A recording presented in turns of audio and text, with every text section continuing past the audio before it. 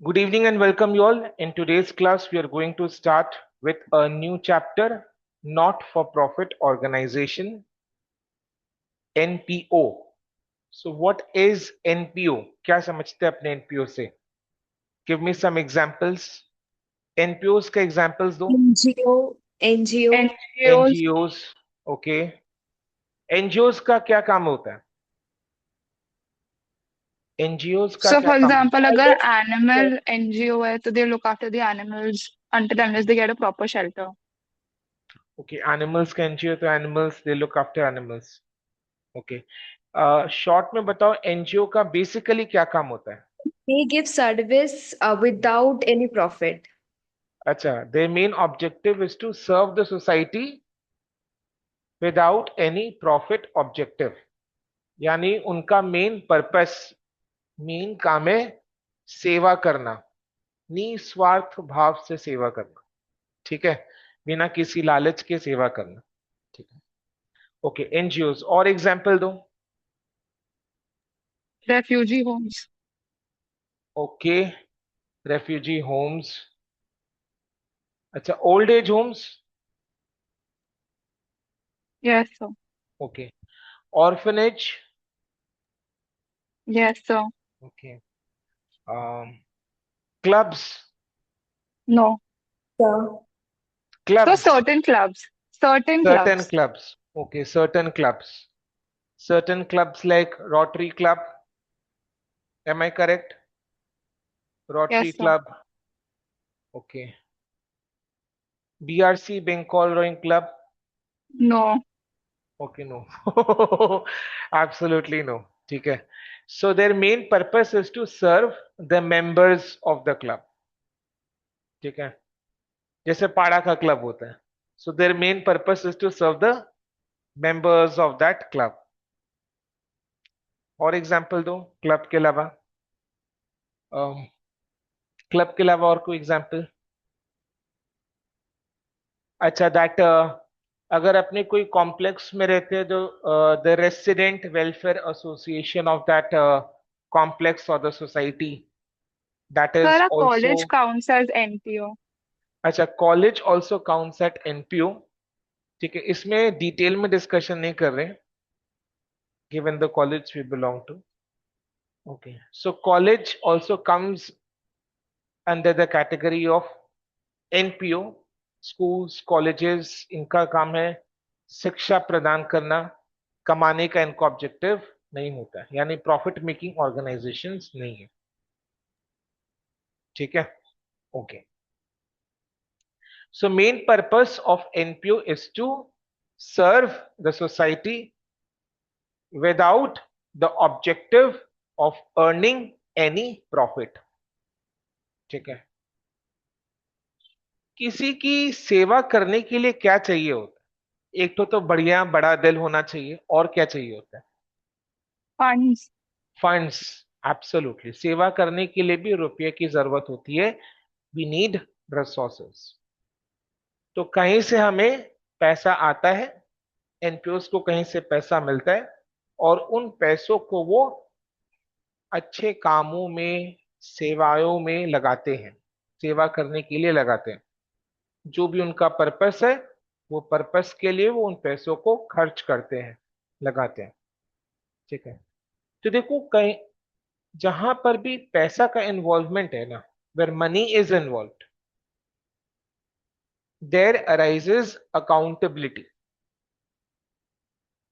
जहां पैसा है वहां जवाबदारी है, मतलब देयर अराइजेज अकाउंटेबिलिटी. ठीक है, बिकॉज जिनसे हमें पैसा मिला है तो उनको हम जवाब देने के लिए अकाउंटेबल है. एनपीओस को जिनसे पैसा मिला है, एनपीओस उनको जवाब देने के लिए अकाउंटेबल है कि उन पैसों का वो क्या कर रहा है या क्या करने वाला है. ठीक है, right. So NPOs also maintain accounts. where there is accountability, किसी को हिसाब देना है तो उसके लिए हिसाब रखना पड़ेगा. सो एनपीओस को भी अकाउंट्स मेंटेन करना है। और अकाउंट्स कैसे मेंटेन होगा? Accrual concept following double entry book keeping system. ठीक है, यानी इसमें भी डेबिट क्रेडिट। इस चैप्टर में basically we are going to understand the accounting done by these NPOs. और उसमें हम क्या सीखेंगे समझा रहा हूं मैं। जैसे एक प्रॉफिट मेकिंग बिजनेस एंटिटी, एक प्रॉफिट मेकिंग बिजनेस एंटिटी अपने कैश के ट्रांजैक्शंस को, कैश मतलब it includes transactions through banking channels also, यानी कैश एंड बैंक के ट्रांजैक्शंस को किधर रिकॉर्ड करता है? कैश बुक में। तो एनपीयूज क्या करते हैं? एनपीयूज क्या करते हैं? दे maintain receipts and payments account. तो जो एक प्रॉफिट मेकिंग बिजनेस एंटिटी के लिए कैश बुक है, एनपीओस के लिए रिसीट्स एंड पेमेंट अकाउंट है। मतलब एनपीओ जो receipts and payment account maintain करता है, that is basically nothing but a cash account, जिसका फंडा एकदम सेम है as for a cash account. जैसे cash is what? Asset. And rule क्या है? Increase debit, decrease credit. So cash increase कब होगा? Whenever is cash is received. So debit के साइड में सारे रिसीट्स आ जाएंगे। Cash asset decrease credit. Cash decrease कब होगा? When ever there is a payment. So credit के साइड में सारे पेमेंट्स आ जाएंगे। तो NPO number one, they maintain receipts and payments account, which is nothing but a cash account only, जिसके debit के side में यानी लेफ्ट हैंड साइड में रिसीट्स आएंगे, यानी जब भी कोई रुपया रिसीव हुआ एनपीओ में तो वो रिसीट के साइड में आ जाएगा, लेफ्ट हैंड साइड में। एंड राइट हैंड साइड में पेमेंट्स, क्रेडिट के साइड में सारे पेमेंट्स, यानी when ever NPO is making any payment तो वो राइट हैंड साइड में क्रेडिट के साइड में आ जाएगा। ओके, क्लियर है? सो नंबर वन हम क्या सीखेंगे? How to prepare receipts and payments account. Clear? Number two, connection थोड़ा सेट करने का कोशिश करो। जैसे प्रॉफिट मेकिंग बिजनेस एंटिटी के केस में अकाउंटिंग ईयर के एंड में we finalize the accounts, that is we prepare final accounts. Final accounts में what do we prepare? A trading and profit and loss account for the year ended and a balance sheet as on that date. ठीक है, clear? एनपीओस के case में trading and profit and loss account के जगह नाम क्या होगा? Income and expenditure account. रिश्ता वही है, सोच नहीं है, है ना? तो बिल्कुल वही है, एक प्रॉफिट एंड लॉस अकाउंट की तरह। बट एनपीओस के केस में ये शब्द शोभा नहीं देते, एनपीओ के चरित्र पर यह शोभा नहीं देता, बिकॉज एनपीओ का काम प्रॉफिट कमाना नहीं है, सेवा करना है। तो उसके लिए प्रॉफिट जैसे शब्द कलंक है। ठीक है, तो नाम क्या यूज किया गया? Income and expenditure account. ठीक है, which is basically a profit and loss account that we prepare for a profit making business entity. So NPO के केस में it is income and expenditure account. So income and expenditure account के debit side में left hand side में सारे expenses आ जाएंगे, because income and expenditure account का nature भी एक नॉमिनल अकाउंट है। नॉमिनल अकाउंट के लिए rule is debit all expenses and losses, credit all incomes and gains. So income and expenditure account के लिए वही रूल फॉलो होगा। सो इनकम एंड एक्सपेंडिचर अकाउंट के डेबिट साइड में सारे एक्सपेंसेस एंड लॉसेस आ जाएंगे, एंड क्रेडिट साइड में सारे इनकम्स एंड गेन्स आ जाएंगे। ठीक है।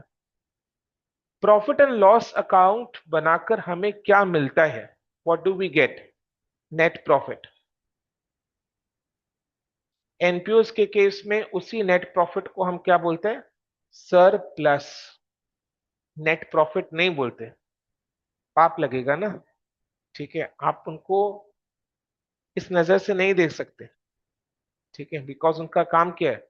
अच्छा काम करना है, सेवा करना है, निस्वार्थ भाव से। निस्वार्थ मतलब बिना प्रॉफिट मेकिंग ऑब्जेक्टिव से। सो प्रॉफिट के जगह वर्ड यूज हो जाएगा सरप्लस, एंड लॉस के जगह वर्ड यूज हो जाएगा डेफिशिट। क्या वर्ड यूज हो जाएगा? डेफिशिट। सो प्रॉफिट के जगह सरप्लस एंड लॉस के जगह deficit. Clear? So trading and profit and loss account is replaced by income and expenditure account in case of an NPO. And balance sheet तो balance sheet है, balance sheet का नाम वही है, balance sheet ही है। ठीक है, तो बैलेंस शीट प्रिपेयर करना है सेम वे में जैसे हमने प्रॉफिट मेकिंग बिजनेस एंटिटी के केस में बैलेंस शीट प्रिपेयर करना सीखा था in the chapter final accounts. NPOs के केस में भी बैलेंस शीट वैसे ही प्रिपेयर करना है, देयर इज नो चेंज। ठीक है, तो तीन चीज क्या करना है अपने को इस चैप्टर में, क्या सीखना है? Number one, how to prepare receipts and payment account. Receipts and payment account बनाते टाइम दिमाग में क्या चलेगा? Cash account. Number two, income and expenditure account. Income and expenditure account बनाते टाइम दिमाग में क्या चलेगा? Profit and loss account. Net profit को क्या बोलोगे? सरप्लस। नेट लॉस को क्या बोलोगे? Deficit. And number three, balance sheet no change. Clear? ठीक है, ओके। अच्छा, एक इंपॉर्टेंट क्वेश्चन का जवाब दो। जैसे एक सोल प्रोप्राइटर बिजनेस एंटिटी को कौन स्टार्ट करता है? Very easy question. Sole proprietor. Partnership business को कौन स्टार्ट करता है? पार्टनर्स। कंपनीज को कौन स्टार्ट करता है? प्रमोटर्स, जो बाद में बन जाते हैं शेयर होल्डर्स। ठीक है, तो शेयर होल्डर्स। तो एनपीओ को भी तो कोई स्टार्ट करेगा ना, बिकॉज एनपीओ भी एक आर्टिफिशियल लीगल एंटिटी है। ये एक जीवित इंसान नहीं है, एक आर्टिफिशियल लीगल एंटिटी है। तो एनपीओस को कौन स्टार्ट करेगा? एनपीओस को कौन स्टार्ट करता है? हाँ, नहीं। एनपीओस को कौन स्टार्ट करता है? जो स्टार्ट करता है उसको हम एनपीओ का क्या बोलेंगे? मेंबर। Organize. मेंबर, मेंबर बोलेंगे। सो जैसे सोल प्रोप्राइटर बिजनेस के लिए प्रोप्राइटर है, जैसे पार्टनरशिप बिजनेस के लिए एक पार्टनर होता है, जैसे कंपनीज के लिए शेयर होल्डर होता है, वैसे एनपीओ के लिए सेम दर्जे पर, सेम स्टेटस पर उसके मेंबर्स हैं। तो एनपीओ के केस में मेंबर्स, कंपनीज के केस में शेयर होल्डर्स, पार्टनरशिप बिजनेस के केस में पार्टनर्स, प्रोप्राइटरशिप बिजनेस के केस में सोल प्रोप्राइटर, वैसे ही एनपीओस के केस में उनके मेंबर्स। यानी मेंबर्स ने जो रुपया लगाकर एनपीओ को स्टार्ट किया है, बिना रुपया के कुछ नहीं हो सकता, पहली बात। सो मेंबर्स ने जो रुपया लगाकर एनपीओ को स्टार्ट किया, मेंबर्स रुपया कैसे लगाता है वो डिस्कस करेंगे। सो मेंबर्स ने जो रुपया लगाकर एनपीओ को स्टार्ट किया है, जैसे प्रोप्राइटर जब रुपया लगाकर प्रोप्राइटरशिप बिजनेस स्टार्ट करता है तो उसको क्या बोलता है? C for capital. पार्टनर्स के केस में पार्टनर्स कैपिटल, कंपनीज के केस में शेयर कैपिटल एनपीओ के केस में we call it capital fund, we call it capital fund. Fund word use करके थोड़ा सा सॉफ्ट टोन में बातचीत हो रही है, ठीक है। फंड का रुपया है कैपिटल फंड। तो कैपिटल फंड देखने से क्या समझ जाना है, ये मेंबर्स का रुपया है। मेंबर्स ने रुपया लगाया, मेंबर्स का रुपया मत बोलना, मेंबर्स ने रुपया लगाया, ठीक है। कैपिटल फंड, ठीक है। ओके नाउ, अब एनपीओ, किसी भी एनपीओ के लिए रुपया पाने का जरिया क्या क्या हो सकता है, ठीक है। एक एक करके ध्यान से सुनेंगे।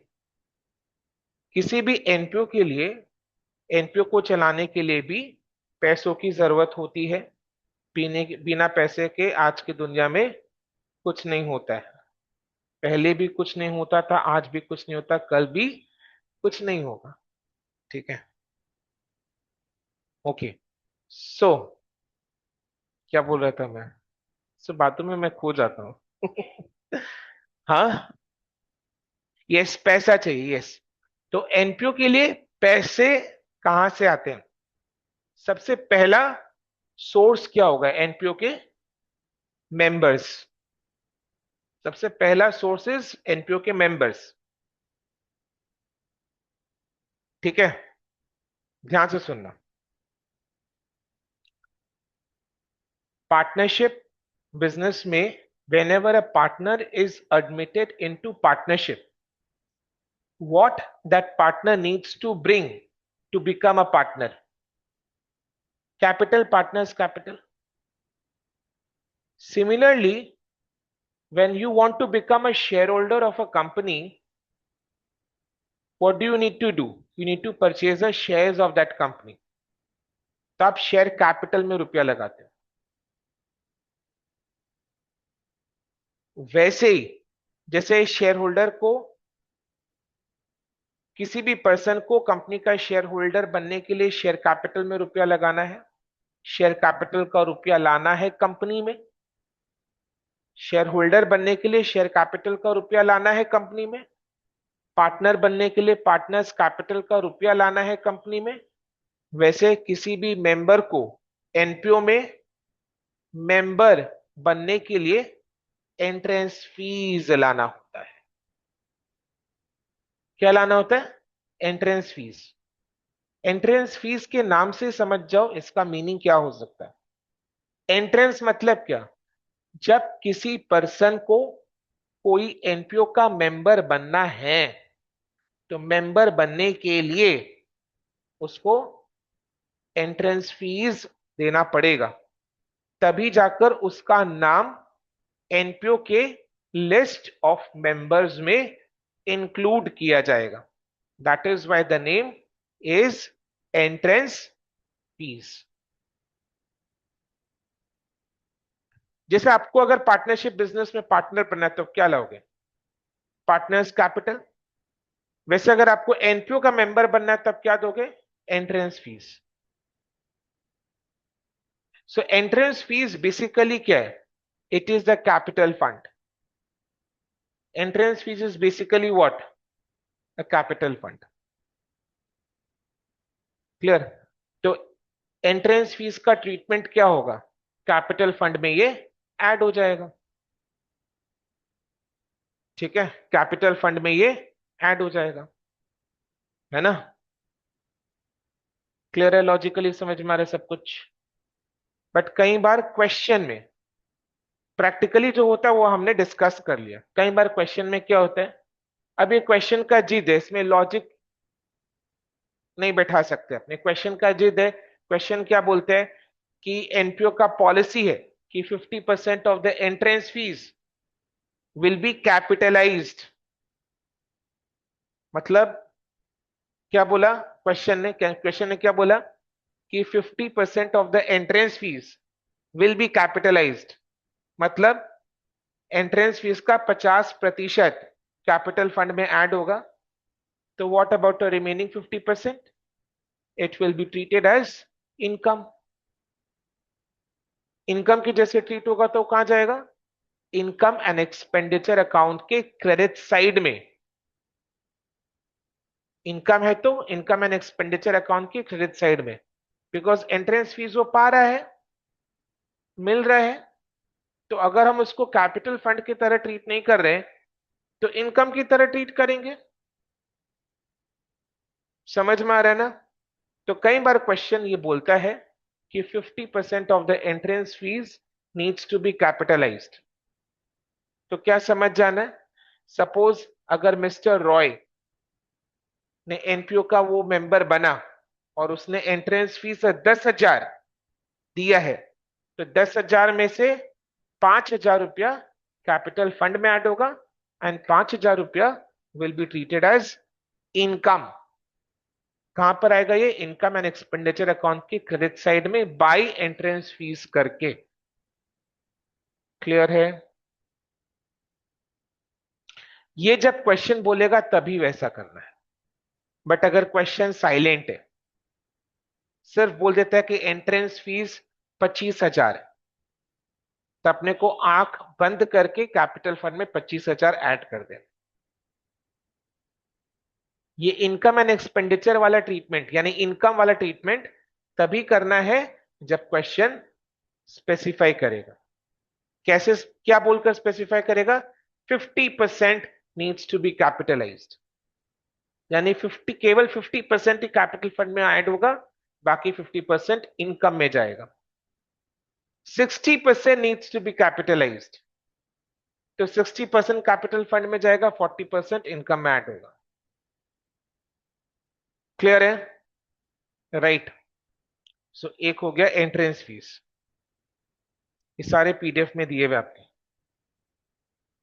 सो entrance fees, it is also known as admission fees, getting admitted as a member. Your name is getting entered in the list of members. You're entering the NPO as a member. NPO में आपकी entry हो रही है, धमाकेदार entry with entrance fees. तो entrance fees should be capitalized and added to the capital fund for all organization. ये हुआ general treatment. But अगर क्वेश्चन, यानी क्वेश्चन के अकॉर्डिंग प्रैक्टिकली ऐसा हो भी सकता है, नहीं भी हो सकता। If the question gives any specific treatment, question अगर कुछ कहने के लिए बोलते तो ऑब्वियसली क्वेश्चन का बात सुनना पड़ेगा, then it should be followed accordingly. Clear है, ठीक है। अब जैसे मिस्टर रॉय एनपीओ का मेंबर तो बन गया, एनपीओ का काम क्या, अपनी मेंबर्स की सेवा करना, सर्विस प्रोवाइड करना। क्या करना, सर्विस प्रोवाइड करना। तो सर्विस हर साल उसको मिलेगा, ठीक है, सर्विस उसको हर साल मिलेगा। हर साल सर्विस देने के लिए एनपीओ को हर साल रुपया चाहिए, यानी मेंबर को एनपीओ से सर्विसेज लेने के लिए, एनपीओ को, सॉरी, मेंबर को एनपीओ से हर साल सर्विस लेने के लिए रुपया खिलाना पड़ेगा एनपीओ को। ठीक है, समझ में आ रहा है ना। एनपीओ किस लिए फॉर्म हुआ है, मेंबर्स को सर्विस प्रोवाइड करने के लिए। सर्विस प्रोवाइड करने के लिए रुपया चाहिए, तो हर साल एनपीओ को मेंबर्स से सर्विसेज के लिए रुपया चाहिए, यानी हर साल मेंबर्स को रुपया देना पड़ेगा एनपीओ को। Members will give to NPO some amount of money every year to take services. So members को भी सर्विसेज लेने के लिए हर साल रुपया देना पड़ेगा। इसको हम क्या बोलते हैं, सब्सक्रिप्शन। क्यों, मेंबर्स जो हर साल रुपया दे रहा है, basically members are subscribing to the services from that NPO. समझ में आ रहा ना। जैसे एक एग्जांपल मैं दूं, जब मैंने सीए का दोनों फाइनल का दोनों ग्रुप्स क्लियर किया, सीए फाइनल पास्ट, ठीक है, but still I won't be able to call myself a chartered accountant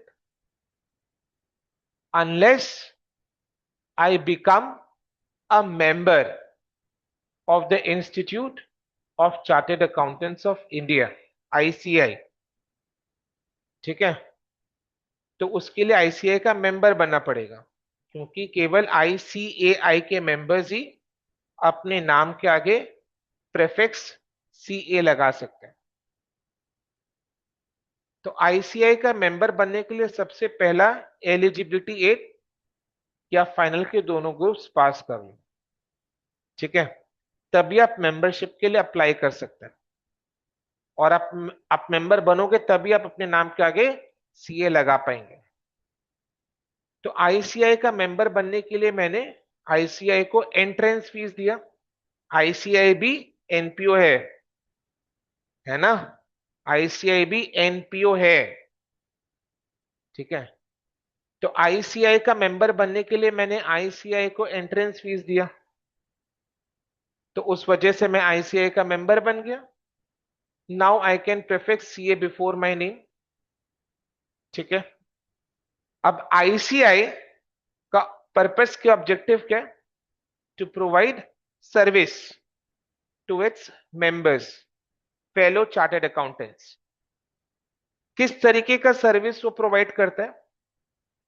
वो सेमिनार्स, वर्कशॉप्स अरेंज करता है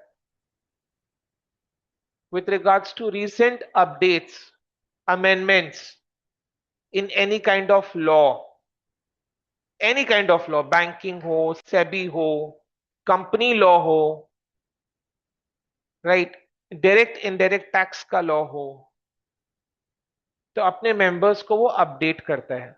अपडेट करने के बहुत सारे मीडियम्स है उसके। सेमिनार्स ऑर्गेनाइज करता है, ऑनलाइन भी वर्कशॉप्स कंडक्ट करता है, ठीक है, राइट, ऑफलाइन भी होता है, ऑनलाइन भी होता है। दे इशू अ मैगजीन, ठीक है, जिसमें सारे रिसेंट अपडेट्स के सिनॉप्सिस यानी समरी होते हैं। दे रिपीटेडली सेंड यू मेल्स, अगर कोई भी कहीं पर कोई केस लॉ हुआ है इनकम टैक्स एक्ट के प्रोविजन रिलेटेड, सो उसका डिटेल्स आपके साथ अपडेट में अपडेट आ जाएगा, मेल आ जाएगा, so that their members remain updated to be able to do justice to their profession, ठीक है ना। तो कुछ भी चेंज होता है दे अपडेट। और भी सर्विसेज ऑर्गेनाइज करता है, जैसे अगर आपको जैसे किसी भी सेक्टर को लेकर नॉलेज चाहिए, so they conduct various you know 6 day का वर्कशॉप है या 3 डे का वर्कशॉप है, जिसमें आपको उस पर्टिकुलर सब्जेक्ट को लेकर ज्ञान दिया जाएगा। जैसे फॉरेंसिक ऑडिट पर 3 डेज का वर्कशॉप ऑर्गेनाइज किया, तो इस तरीके से। And they charge a very nominal amount, से 100 रुपीज और 50 रुपीज लाइक दैट, ठीक है। तो ये सारे सर्विसेज आईसीआई प्रोवाइड करता है। अब ये सारे सर्विसेज प्रोवाइड करने के लिए फंड्स चाहिए। मेंबर्स को आईसीआई से यही सब सर्विसेज चाहिए, मेंबर्स को भी जरूरत है इन सब सर्विसेज का, so that they are able to do justice to their profession CA. Because CA बिना कोई अपडेटेड नॉलेज के बेकार है वो इंसान, ठीक है। तो मेंबर्स को ये सर्विसेज आईसीआई से चाहिए, उसके लिए आईसीआई को रुपया चाहिए मेंबर्स से। तो मेंबर्स हर साल क्या करते हैं, आईसीआई को दे पे सब्सक्रिप्शन। तो हम लोग क्या करते हैं, bye 30th September of every year we pay subscription to subscribe to the services from ICI. So every year 30th September तक हमें अमाउंट ऑफ सब्सक्रिप्शन पे करना है।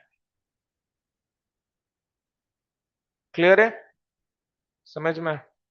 तो ये जो सब्सक्रिप्शन है ये आईसीआई के लिए एक रेगुलर सोर्स ऑफ इनकम ही तो है।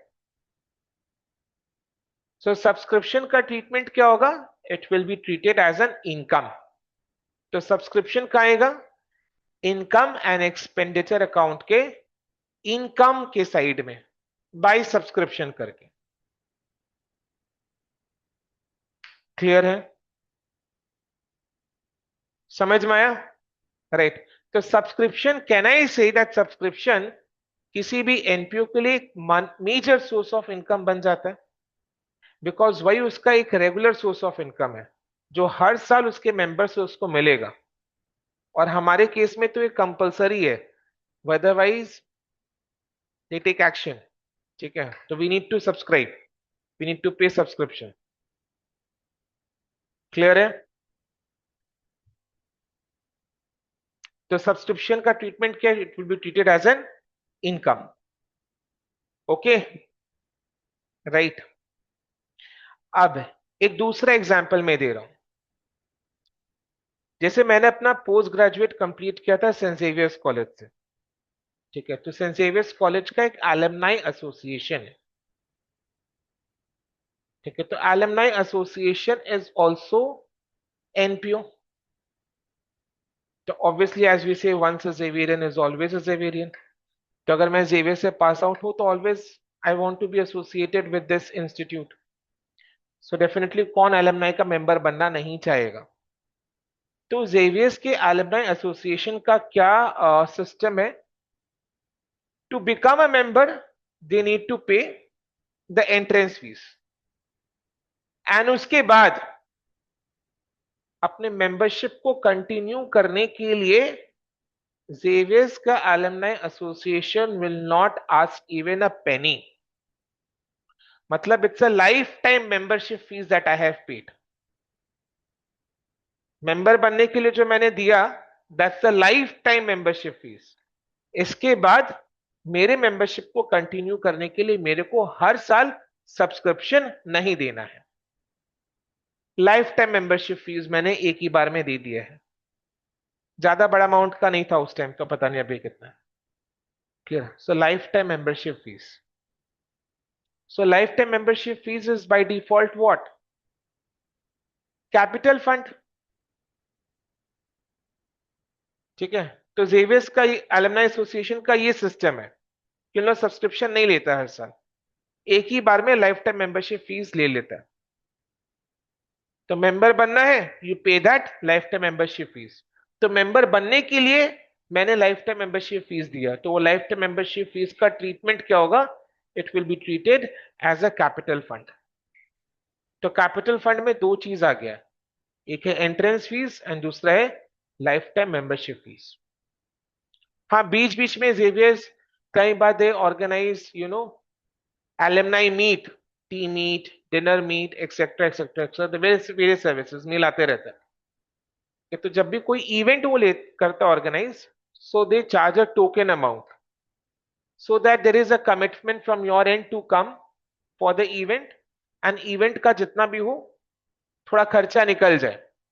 बिकॉज इवेंट में जब अपने जाते तो they serve you refreshments and food and all, तो उसका तो कम से कम मिनिमम खर्चा they need to take out from you. So they take a nominal amount, say 500 or 600 rupees for that annual meet. Clear है? समझ में आया? तो तीन आइटम्स का अभी तक हमने डिस्कशन किया। क्या क्या डिस्कशन हुआ? एक है एंट्रेंस फीस। एंट्रेंस फीस का ट्रीटमेंट क्या होगा? It will be added to capital fund. दूसरा है सब्सक्रिप्शन। सब्सक्रिप्शन का क्या ट्रीटमेंट होगा? It will be treated as income. Third is lifetime membership fees. इसका ट्रीटमेंट क्या होगा? It will be added to capital fund. तो हम लोग डिस्कस क्या कर रहे हैं? एनपीओ को कहां कहां से रुपया आता है। ठीक है, अब एनपीओ अच्छे कामों के लिए बनाया जाता है। तो कुछ लोग होते हैं जो जीवन भर पाप करते हैं। ठीक है ना? तो जब उनका आखिरी समय आता है, तब उनको कहीं चमकता है कि नहीं, ऊपर जाके मेरे को हिसाब देना पड़ेगा। I am accountable there up there. ठीक है, तो जाने से पहले उन लोग क्या करते हैं? जितना भी उन लोगों ने अपना संपत्ति इकट्ठा किया है, ऐसे वैसे तरीकों से उन लोग क्या करते हैं? उन संपत्ति को दान में दे देते हैं। ठीक है, तो वाया देयर विल वसीहत के जरिए उन लोग किसी एनपीओ को अपना संपत्ति दान में दे देते हैं। That is called legacy. That is called legacy. तो लीगसी में जो आया रुपया है वो तो उस मेंबर से वन टाइम आया है ना। लीगेसी में से जो लीगेसी के थ्रू जो रुपया आया है वो उस मेंबर से वन टाइम आया है, वन टाइम आया है। तो इसका सही ट्रीटमेंट क्या होगा? कैपिटल फंड में ऐड होगा। क्यों वो बोल रहे हैं? वो बोल रहे हैं कि सर लीगेसी क्या एनपीओ का एक रेगुलर सोर्स ऑफ इनकम है? नहीं, है ना। हर साल थोड़ी ना उसको चमकते रहेगा कि नहीं मेरे को देना है। वो तो जब वो जाने वाला था तो वो बोलकर एक बार अपने वसीयत के थ्रू अपना प्रॉपर्टी इस एनपीओ के नाम कर गया। तो ये जो उस मेंबर से आया ये वन टाइम है, तो इसका सही ट्रीटमेंट क्या होगा? It will be added to capital fund. यानी कैपिटल फंड में आई थिंक अब तीन चीज ऐड हो रही है। एक है एंट्रेंस फीस, दूसरा है लाइफ टाइम मेंबरशिप फीस, तीसरा है लीगसी। ओके, क्लियर हो गया?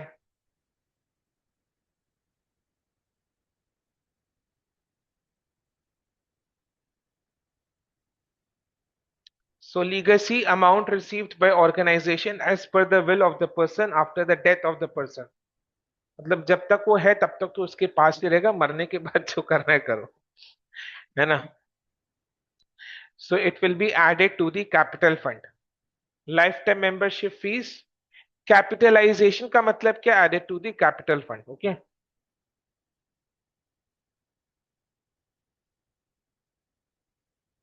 समझ में आया? अब एनपीओस के केस में और क्या जरिया हो सकता है रुपया आने का, रिसोर्सेज आने का? और क्या जरिया हो सकता है? डोनेशन। Donation very natural.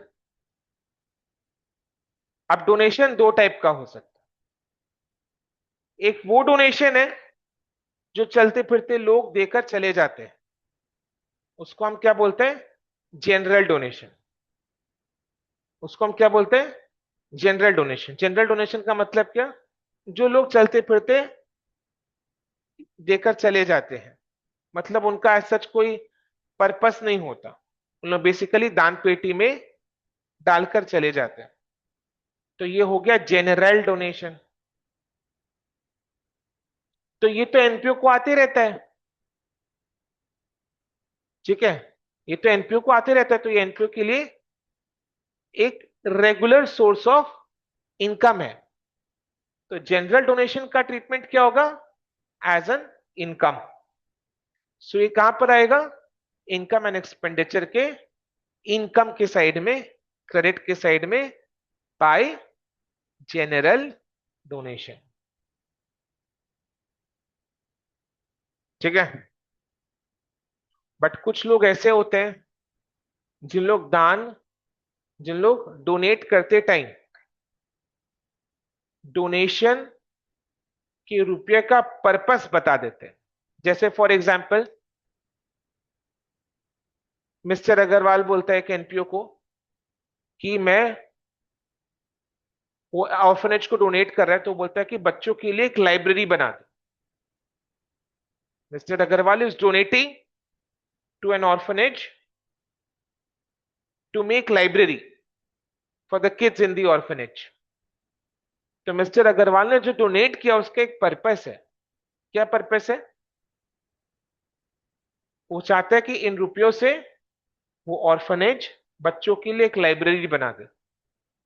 वो चाहता है कि ऑर्फनेज इस दान के रुपये से बच्चों के लिए लाइब्रेरी बना दे ताकि बच्चे पढ़े। तो एक पर्पस है।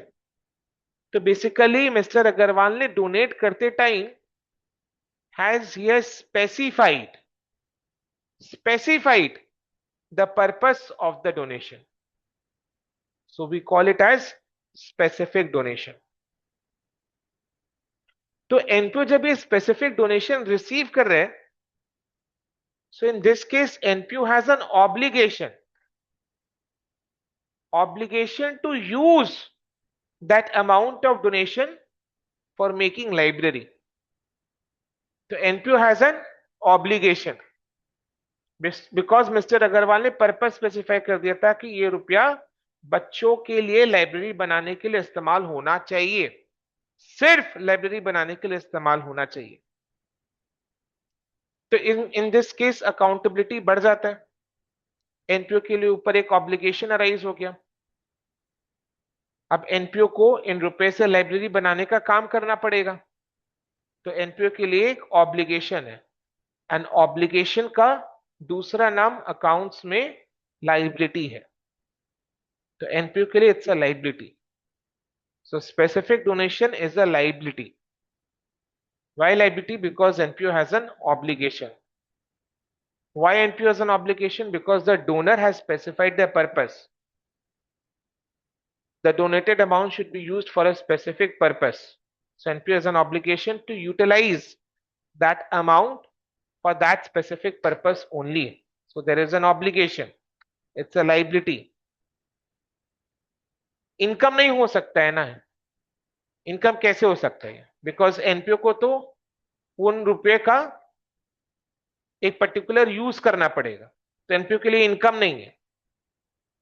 एक हाथ से रुपया आया, वहीं से वो जाएगा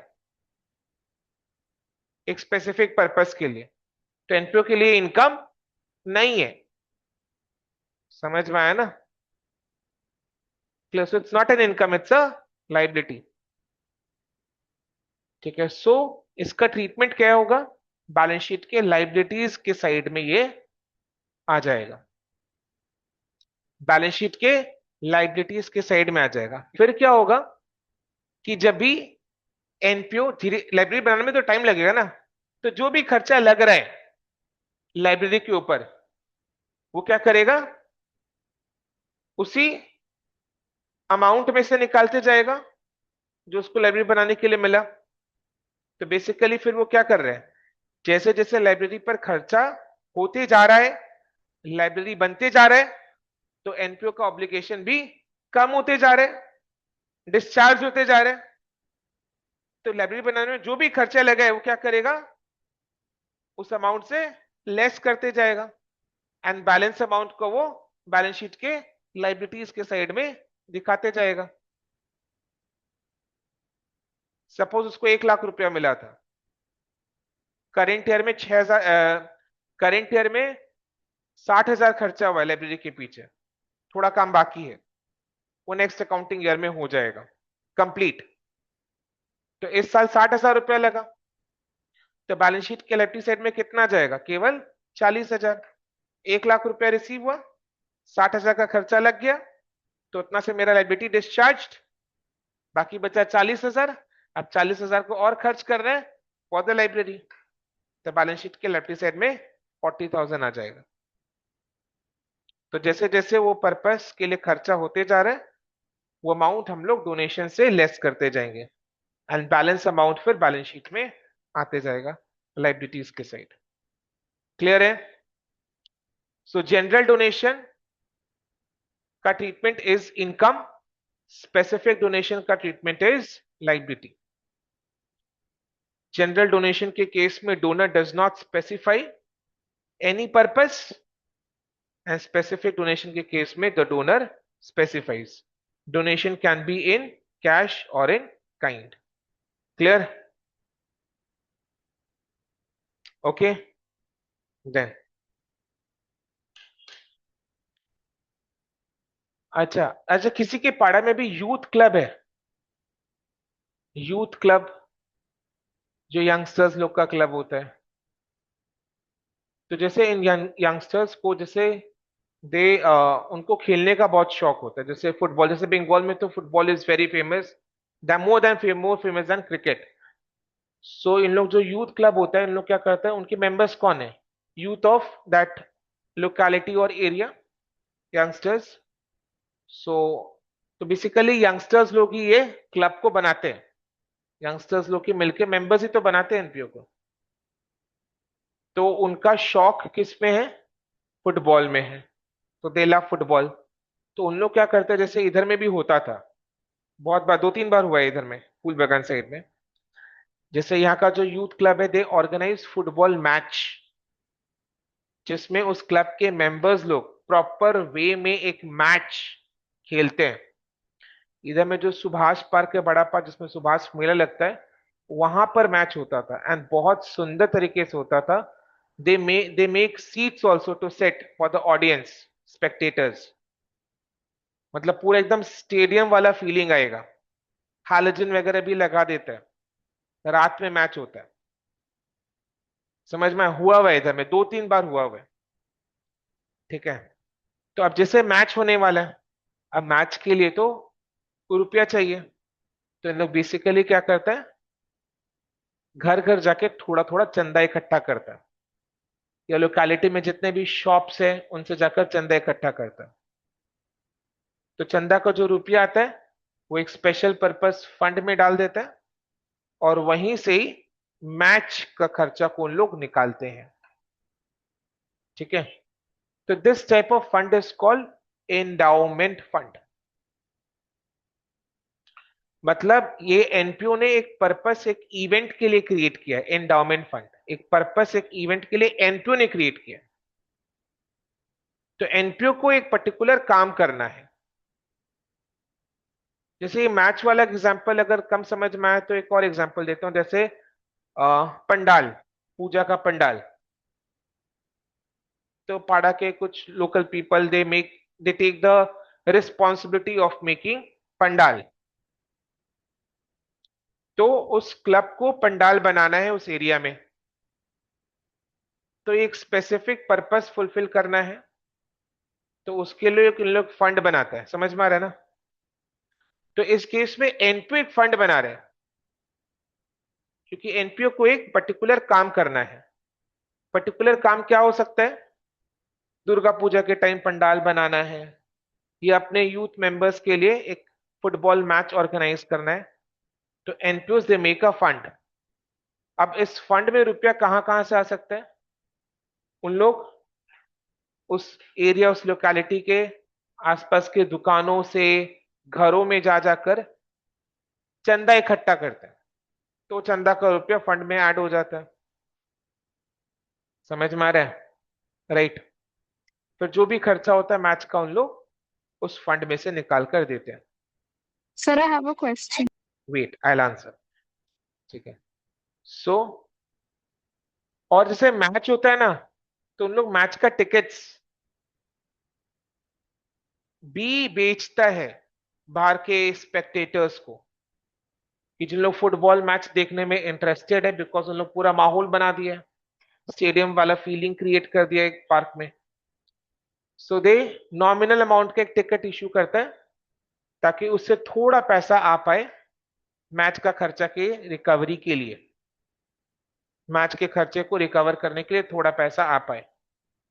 वैसे उन लोग टिकट्स भी देता है, तो टिकट से रुपया आया। फिर मैच करते टाइम, अब मैच में क्या क्या खर्चा लग सकता है? जर्सी का खर्चा लगेगा, हैलोजन सीटिंग अरेंजमेंट, रेफरी का खर्चा लगेगा, प्राइज का खर्चा लगेगा, वो प्राइज खरीद के लाते हैं, सर्टिफिकेट का खर्चा लगेगा, राइट। फूड पैकेज का खर्चा लगेगा। तो ये सारे खर्चे इन लोग कहां से निकालेंगे? उस फंड में से निकालते हैं। तो फंड में जो रुपया आया है, ये एनपीओ के लिए इनकम माने या लाइबिलिटी माने? ऑब्लिगेशन माने या इनकम माने? ऑब्लिगेशन माने, बिकॉज एक स्पेशल पर्पस फंड है जिसको एनपीओ ने खुद बनाया है किसी पर्टिकुलर काम के लिए। पंडाल बनाना है, मैच ऑर्गेनाइज करना है। तो इस फंड में जो भी रुपया आ रहा है वो उसी पर्पस के लिए यूज होना चाहिए। तो NPO has an obligation to utilize that amount received in the fund to incur the expenses of match or making a pandal. Clear? So obligation है, तो it will be treated as a liability. तो इसका treatment क्या होगा? Balance sheet के liabilities के side में आ जाएगा। बैलेंस शीट के लाइबिलिटीज के साइड में आ जाएगा। बैलेंस शीट के लाइबिलिटीज के साइड में आएगा। तो जो भी ध्यान से सुनो, जैसे जो भी फंड के लिए रुपया आ रहा है, इस एंडाउमेंट फंड के लिए जो भी रुपया आ रहा है, जैसे टूर्नामेंट फंड हो गया या मैच फंड हो गया, तो जो पंडाल फंड हो गया, तो जो भी रुपया आ रहा है वो फंड में ऐड होते जा रहा है। रुपया कैसे आएगा? चंदा इकट्ठा करके आएगा। मैच अगर टिकट बेचा है तो टिकट बेच के जो रुपया है वो ऐड हो जाएगा। तो जो रुपया आ रहा है वो ऐड हो जाएगा, एंड जो रुपया खर्च हो रहा है वो लेस हो जाएगा। वो बोल वेरी नाइस, ये मिस आउट कर दिया मैं। He said sponsors. स्पॉन्सर्स भी से भी तो रुपया आता है। बिकॉज जो दुकानदार है वो बोलता है कि हम 5,000 की जगह 10,000 देने को रेडी है, पर जर्सी के पीछे मेरा नाम लिखा हुआ होना चाहिए। या मैच का गेट के सामने, मतलब जहां पर मैच हो रहा है उसके गेट के सामने मेरा होर्डिंग लगा दो। ठीक है, sponsors, very nice, very good. तो स्पॉन्सर्स का रुपया ऐड हो जाएगा, स्पॉन्सरशिप जो रुपया है, और जो खर्चा हो रहा है वो माइनस हो जाएगा। तो सर माइनस होकर बैलेंस बचा तो बचा रहने दो। वो बचा हुआ बैलेंस बैलेंस शीट के लायबिलिटीज के साइड में ही रहेगा। बिकॉज नेक्स्ट ईयर আবার খেলা হবে, আবার माँ আসবে, तो उस समय अपने को वो रुपया यूज करना है। बिकॉज वो रुपया इकट्ठा हुआ एक पर्टिकुलर पर्पस के लिए। तो it's an obligation, a liability, not an income. तो एनपीओ को वो रुपया उसी पर्पस के लिए खर्च करना है, हर साल जब भी करे।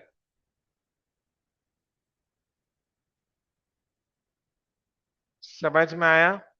बट एक ट्विस्ट है। बट सपोज अगर खर्चा ज्यादा लग गया तो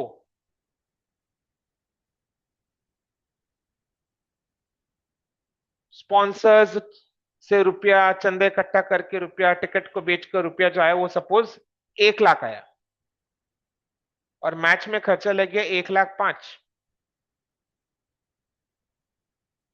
सर 1,05,000 कैसे लगा? 5,000 एक्सेस कैसे लगाया? एनपीओ के पास पहले का जो रुपया पड़ा हुआ था उसमें से लगाया। कहां से आता होगा रुपया? वही सब्सक्रिप्शन से आता है रुपया, डोनेशन से आता है रुपया। तो बेसिकली जो भी एनपीओ का रेगुलर सोर्स ऑफ इनकम है उसमें से जो रुपया आके रखा हुआ था उसमें से 5,000 का एक्स्ट्रा खर्चा को लोग निकाला। तो 5,000 का जो एक्स्ट्रा खर्चा लग गया इसका ट्रीटमेंट क्या होगा? अब इसको हम बैलेंस शीट के लाइबिलिटीज के साइड में माइनस में तो नहीं रख सकते, एक्स्ट्रा खर्चा लगा है। तो इस एक्स्ट्रा खर्चा का ट्रीटमेंट क्या होगा? इनकम एंड एक्सपेंडिचर के एक्सपेंडिचर के साइड में ये एक्सेस एक्सपेंस शो करेंगे अपने।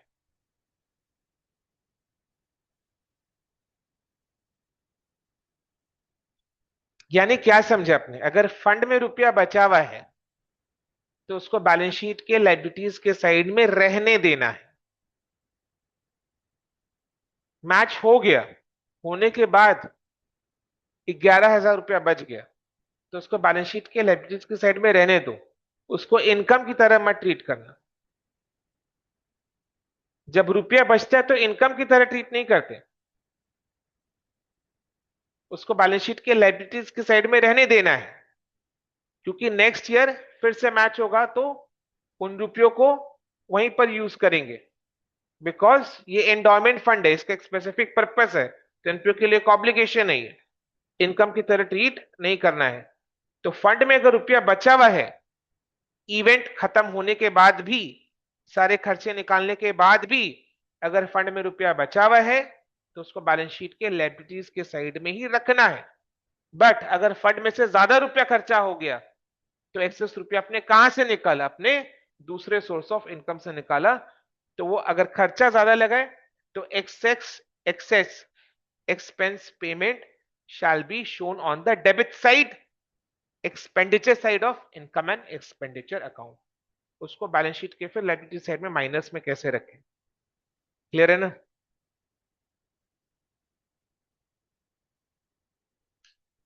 तो इस पर बिल्कुल हम इलस्ट्रेशंस को सॉल्व करेंगे। ठीक है, अब क्लियर है? Yes Bani, you are asking something.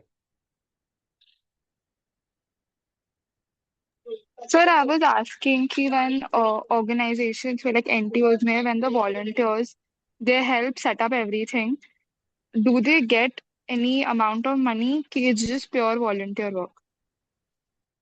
Volunteer का मीनिंग क्या होता है? अब ये जो क्वेश्चन है अबानी, ये very specific to that particular NPO. ठीक है, they might give, they might not give, but volunteer का general meaning is you are volunteering out of you know अच्छा काम करने के लिए। Okay, sir. Thank you.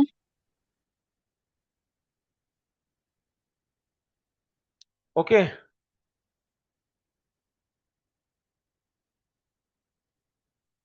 बाद में देखना। देखो मैं भी अपना फोन यूज नहीं करता हूँ। नेक्स्ट, अभी जैसे जब मैं स्कूल में था, पता नहीं आप लोग के स्कूल में ऐसा होता था कि नहीं, कि एक कौन सा तो क्लब था। LTS. हाँ, LTS, LTS, yes, LTS club होता था। एलटीएस क्लब होता था, तो उसमें basically it is that club of the school which has connections with various NPOs. So basically, they help the NPOs serve the purpose. मतलब लोग basically helping hand होते थे एनपीओस के। तो स्कूल है, स्कूल में बच्चों ने, स्कूल के बच्चों ने, स्टूडेंट्स ने क्लब बनाया एलटीएस। तो ये LTS they had connections with various NPOs. तो लोग बेसिकली स्कूल के तरफ से सहायता पहुंचाते थे इन एनपीओस को। ठीक है, तो जैसे मेरे स्कूल में भी ऐसा ही क्लब था। तो जैसे असेंबली के टाइम, मॉर्निंग असेंबली के टाइम, सो एलटीएस क्लब के जो जो मैम कोऑर्डिनेट कर रही थी एलटीएस क्लब को, तो she used to make an announcement and which was like newspaper drive is still on, please contribute. So basically she wanted students to bring old newspapers from their home and keep it in the school. Why? Because क्या होता है ना कि जब भी अपने किसी को रुपया, जैसे हमारे पास अगर कोई भिखारी आता है भीख मांगने के लिए, रुपया मांगने के लिए, बेगर, तो जनरली क्या होता है, अपने लोग पहले ऊपर से नीचे देखते हैं कि वो अपंग है या उसको जरूरत है या नहीं है। कई मतलब ऐसा होता है कि कहीं शायद हमें राइट। तो पहले हम इवैल्यूएशन करते हैं कि इसको जरूरत है या नहीं है, या तो इन लोग रैकेट चला रहा है, एक तो इन लोग का एक ग्रुप है, इन लोग सब ऐसे ही हैं, हम लोग ये सब थॉट्स ले आते हैं वो 5 रुपया 1 रुपए के देने से पहले भी। ठीक है, बट हाँ लगता है कि बहुत जरूरत है तो अपने दे भी देते हैं। तो दान देने से पहले अपने 10 बार इवैल्यूएशंस करते, सोचते नहीं है, इवैल्यूएशंस करते वेदर डिसीजन मेकिंग चल रहा है कि वेदर वी शुड और we should not, we should not, then if we should, then how much we should, 1 5 2 3, कितना रुपया देना चाहिए। ठीक है, तो बहुत टाइम लग जाता है उसमें। तो दान देने से पहले हर जन बहुत सोचता है। बट तो एनपीओ ने सोचा कि घर का कूड़ा इकट्ठा, तो उन लोगों ने क्या सोचा कि घर का कूड़ा फेंकते टाइम तो अपने नहीं सोचते ना, कूड़ा है तो फेंकना ही है। तो एनपीओ ने क्या सोचा कि जैसे घर में जो पुराने न्यूज़पेपर्स है, अब न्यूज़पेपर का डेट खत्म तो उसका वैल्यू भी जीरो हो जाता है, वो फिर रद्दी के दाम में ही बिकेगा, एज ए स्क्रैप ही अपने उसको बेच सकते हैं। ठीक है, तो लोग वो भी करते हैं, न्यूज़पेपर इकट्ठा करते हैं, हो जाता है तो उसको न्यूज़पेपर को बेचते हैं। ठीक है, तो न्यूज़पेपर पुराना जब होता है तो उसको देते टाइम अपने को कोई ऐसा सच उतना सोचते नहीं है अपने, बिकॉज उसको एज अ घर का कूड़ा ही अपने देखते हैं कि कूड़ा पड़ा हुआ है, जगह ब्लॉक हो रहा है, तो किसी को जरूरत है तो दे दो। तो वो एनपीओस बोलते हैं कि स्टूडेंट्स के घर में जितना भी न्यूज़पेपर है, पुराना न्यूज़पेपर, वो लाकर स्कूल में जमा दे दे। एनपीओ उन न्यूज़पेपर्स को स्कूल में से उठा लेगा, उठा के क्या करेगा, बेचेगा।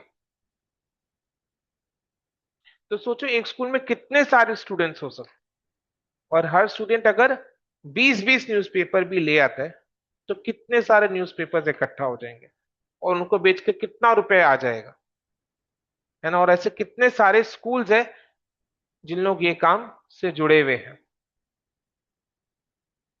ठीक है। तो लास्ट ईयर में देखें तो good amount of money comes from the sale of old newspapers. वैसे स्क्रैप का बिजनेस बहुत बढ़िया है। ठीक है। जो हम नॉट टॉकिंग अबाउट एनपीओस, हम टॉकिंग अबाउट स्क्रैप डीलर जो एनपीओ से न्यूज़पेपर खरीदेगा, अच्छा कमाता है उन लोग। जैसे इधर में बगल में पीछे में एक स्क्रैप डीलर है, वेरी रिच पर्सन। समझ समझ में आया ना। ये वेबसाइट के क्या नाम है उसके, केमैक्सिट में भी एक स्क्रैप डीलर है। उसका एग्जैक्ट लोकेशन मेरे को नहीं पता, शांति निकेतन बिल्डिंग के आसपास, उसी के ऑपोजिट में एक स्क्रैप डीलर है। एंटिक नहीं खरीदता, वो भी बहुत पैसा वाला है। ठीक है राइट। तो उन लोग खरीद लेता है, तो एनपीओस को रुपया आ जाता है। सो ये जो सेल ऑफ ओल्ड न्यूज़पेपर्स, ये थोड़ा बहुत एनपीओस को हेल्प करता है टू रन देयर सर्विसेज। समझ में? तो sale of old newspaper is also an income for NPO. जिससे समझ में आया। और जैसे पुराना कोई फिक्स एसेट अगर उसको बेचा, तो उसका भी जो इनकम है वो एनपीओ के लिए इनकम ही है ना। सेल का amount is income for NPO. तो sale of old fixed assets, sale of old assets, sale of old newspapers, these are all adding to the source of income for the NPO. ठीक है। Okay. अच्छा, तारक मेहता का उल्टा चश्मा देखता है? देखता है। तो कौन सी सोसाइटी है तारक मेहता का उल्टा चश्मा? गोकुलधाम सोसाइटी का एक मेंबर सेक्रेटरी कौन है? आत्माराम भिड़े। ठीक है, आत्माराम तुकाराम भिड़े है ना। तो वो बेसिकली, वो जो सर, वो हमेशा बीच बीच में ये बात सुनाता भी है कि मैं जो सोसाइटी का सेक्रेटरी हूँ, मैं ये, इसके लिए मैं पैसे नहीं मिलते मुझे, मैं ये फ्री का करता हूँ, इसके लिए मैं पैसे नहीं लेता सोसाइटी से, ये मैं जिम्मेदारी से काम उठाता हूँ। ठीक है। तो बहुत सारे ऐसे सोसाइटीज में होते हैं। तो जैसे कॉम्प्लेक्सेस वगैरह में जो रेसिडेंट्स वेलफेयर एसोसिएशन है, रेसिडेंट्स वेलफेयर एसोसिएशन, तो that is also N NPO. तो इन सोसाइटीज में क्या होता है, जैसे जो बैंक्स के रिटायर्ड पर्सन है, 60-65 प्लस हो चुका है, बैंक से रिटायर कर गए, अकाउंट्स उनको आता है, तो उन लोग रिटायर्ड है, घर में बैठकर क्या करें, तो उन लोग क्या करते हैं, जो रेसिडेंट वेलफेयर एसोसिएशन उसका अकाउंट्स को संभाल लेते हैं, कितना ही टाइम लगता है, अकाउंट्स देख लेते हैं, और इनके लिए ऐसा उन लोग कुछ पैसे चार्ज नहीं करते। बट कई बार होता है कि जो वेलफेयर एसोसिएशन है वो उनके सेवा भाव को सम्मानित करने के लिए, ऑनर करने के लिए, they pay some token amount, may be in monetary terms, may not be in monetary terms. हो सकता है कि उनको एक घड़ी खरीद के दे दिया है, या फिर कुछ एक चीज खरीद के दे दिया जो उनके काम आए। ठीक है। ये एक टोकन अमाउंट 1100 रुपया का दे दिया है। तो basically this is to honour the services given by these people. So ये जो दे रहा है एनपी, एनपी के लिए एक्सपेंस है ना, इसको अपने बोलते हैं क्या, ऑनरेरियम। क्या बोलते हैं? Honorarium. It's to honour the services given by these people, honorarium. So it's an expense for the NP. ठीक है। तो ये तो एक्सपेंस की बात हो गई। बाकी तो जो हमने डिस्कस किया वो एनपीओ के लिए फ्लो ऑफ मनी है, राइट। ये थोड़ी सी एक्सपेंस की बात हमने की। Clear? So these are the general items which needs a specific attention in this chapter। ठीक है। फटाफट शॉर्ट में रिकॉल करते हैं। एंट्रेंस फीस कैपिटल फंड में ऐड होगा, बैलेंस शीट में कैपिटल फंड में ऐड होगा। Lifetime membership fees capital fund में ऐड होगा। लीगेसी भी कैपिटल फंड में ऐड होगा। सब्सक्रिप्शन इनकम है। जनरल डोनेशन इनकम है। स्पेसिफिक डोनेशन लाइबिलिटी है। इंडोमेंट फंड लाइबिलिटी है। Sale of old newspaper, sale of assets income है। ठीक है। ऑनरेरियम एक्सपेंस है। क्लियर? ओके। समझ में आ रहा है? तो अभी इस पे अपने को इस चैप्टर में करना है क्या? what are we going to understand in this chapter? How to prepare receipts and payment account. Receipts and payment account बिल्कुल बिल्कुल एक कैश अकाउंट है. Then number 2, income and expenditure account, वो बिल्कुल एक प्रॉफिट एंड लॉस अकाउंट है जो एक प्रॉफिट मेकिंग बिजनेस एंटिटी बनाता है. सेम कंसेप्ट, नेट प्रॉफिट की जगह सरप्लस, लॉस की जगह deficit. And then balance sheet. Number 3, balance sheet prepare करना है टिट्टो से, नो चेंज. ओके, तो एक एक करके अपने सम्स को सॉल्व करते जाएंगे. तो सबसे पहले आ जाओ इलस्ट्रेशन 1 में आ जाओ.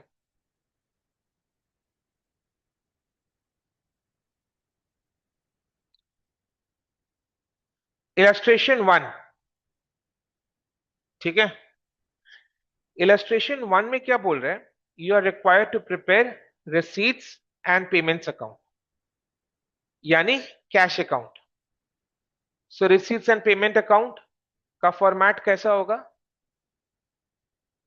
अच्छा, एनपीओस के अकाउंट में देयर इज नो डेट्स, तो receipts and payment account, left hand side में रिसीट्स आएगा, amount rupees, right hand side में, right hand side credit side, payment side payments आएगा. Right, okay, clear. तो अपने को ये डेटा से एनपीओ के लिए रिसीट्स एंड पेमेंट अकाउंट बनाकर देना है. ठीक है, डिस्कस कर रहे हैं इलस्ट्रेशन 1 को. The receipts and payments for the Swaraj club for the year ended March 31, 2022 were entrance fees rupees 300. ये रिसीट है या पेमेंट है? रिसीट है ना? यस और नो? एंट्रेंस फीस एनपीओ को मिलता है या एनपीओ पे करता है? मिलता है, रिसीट है. तो कौन सा साइड आएगा? Debit side. क्या करके लिखोगे? टू एंट्रेंस फीस अकाउंट मत लिखना, simply to entrance fees. Okay, to entrance fees. Membership fees receipt है. Donation for the club pavilion, donation for the club pavilion क्या है? Donation for club pavilion, donation is always a receipt. ठीक है, always a receipt. Club के pavilion के लिए donation मिला है. ओके. फूड स्टफ सेल्स, यानी एनपीओ ने कोई इवेंट वगैरह ऑर्गेनाइज किया होगा, तो होता है ना, तो उसमें फूड स्टॉल्स बैठाया होगा, या एनपीओ ने खुद किसी इवेंट में पार्टिसिपेट किया होगा जिसमें एनपीओ के मेंबर्स ने फूड स्टॉल बैठाया था, तो फूड स्टफ को बेचकर रुपया आया है. फूड स्टफ सेल्स, ये क्या है? रिसीट है. सैलरीज एंड वेजेस पेमेंट है. Purchase of food stuff payment है. कंस्ट्रक्शन ऑफ क्लब पवेलियन, खर्चा लगा ये, payment, payment. General expenses payment. Rent and taxes payment. Banking charges payment. Clear. Cash in hand 1 April 2200, यानी ये opening balance है, तो debit side में, डेबिट साइड में आ जाएगा ये सोनो. To balance B by D, या टू कैश इन हैंड भी लिख सकते हैं. 200 ये क्लोजिंग बैलेंस है, ये बाई साइड में आ जाएगा. ये कैश इन बैंक का ओपनिंग बैलेंस है, cash in bank April 1 400 to side में आएगा, और ये क्लोजिंग बैलेंस है 590, ये बाई साइड में आ जाएगा. तो रिसीट्स एंड पेमेंट अकाउंट बनाएंगे अपने. क्लियर. देखो, रुको,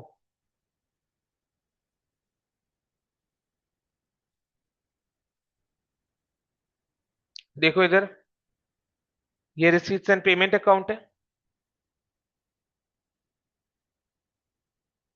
सो opening balance to balance B by d, इसमें कैश इन हैंड का अलग अमाउंट, कैश एट बैंक का, कैश इन बैंक का अलग अमाउंट.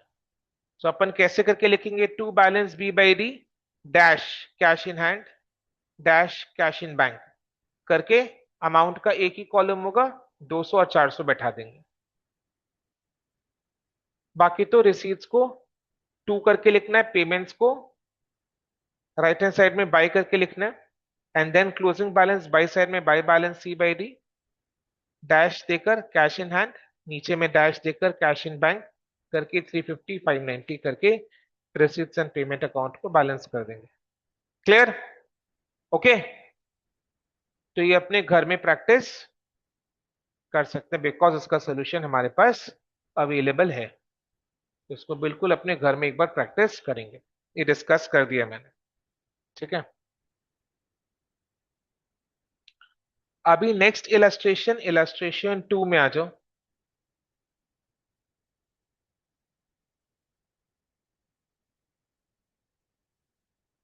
ठीक है, राइट। अभी एक कंसेप्ट में डिस्कस कर रहा हूं, ध्यान से सुनना।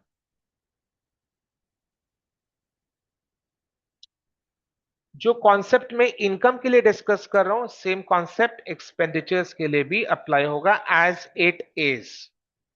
ठीक है, वेरी इंपॉर्टेंट बिकॉज ये एनपीओ के चैप्टर का सबसे ज्यादा इंपॉर्टेंट डिस्कशन है। इसमें भूल से भी अटेंशन इधर उधर गया तो हमेशा के लिए गड़बड़ हो जाएगा। ठीक है, जिसे सबसे पहले हम लोग फाइनल अकाउंट्स में बिल्कुल सीखे, we add outstanding and less prepaid both for expense as well as for income. So expense के केस में add outstanding less prepaid, income के केस में we just change the terms, outstanding is called accrued and prepaid is called pre received. समझ में आ रहा है ना? नाम चेंज होता था इनकम के केस में, इनकम के केस में outstanding income is called accrued income and prepaid के जगह we use pre received income.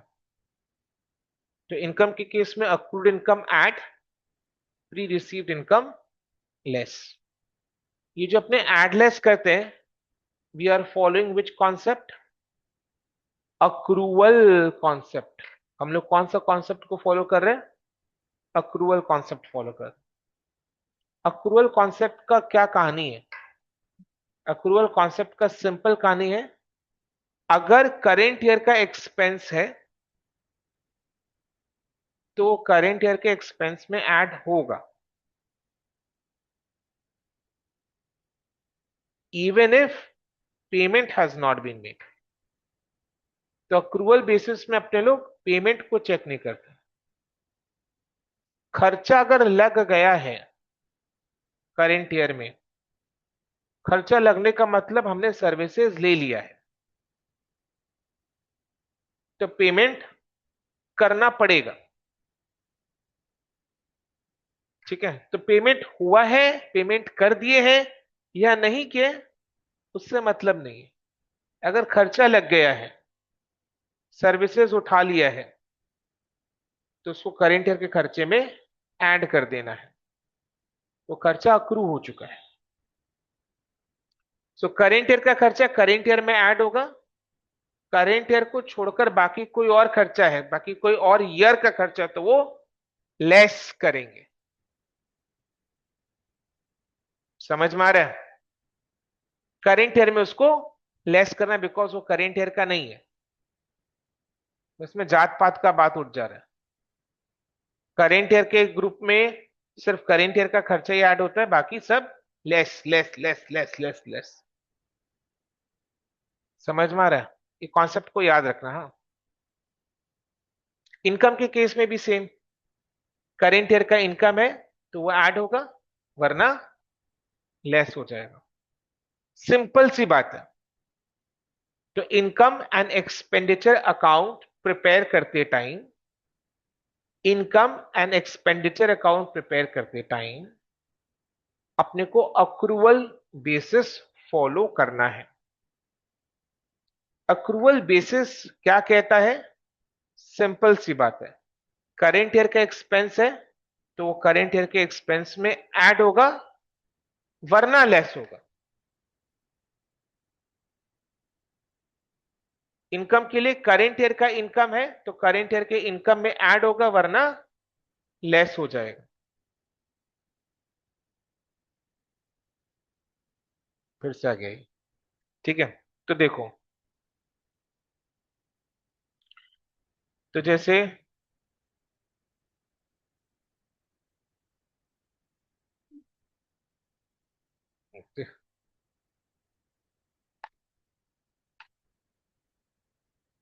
चलो इसको मुक्ति दे दे, पकड़ लिया था पैंट को पूरा। ओके, ठीक है। जैसे फॉर एग्जांपल अभी जैसे करंट फाइनेंशियल ईयर एंड होगा 25-26। फाइनेंशियल ईयर 25-26 है। फाइनेंशियल ईयर 25-26 के साथ एक्सपेंसेस का डिस्कशन अभी कर रहे हैं। एक्सपेंसेस ऐड हो जाएंगे। सपोज अगर 24-25 को एक्सपेंस है तो वो लेस हो जाएगा, अगर 26-27 का एक्सपेंस है तो वो लेस हो जाएगा। Same concept as it is income के लिए भी यूज होगा। ये कौन सा कॉन्सेप्ट यूज कर रहे हैं अपने? अक्रूवल कंसेप्ट यूज कर रहे हैं। तो अक्रूवल कंसेप्ट में पेमेंट को चेक नहीं करता है। क्लियर है? ओके,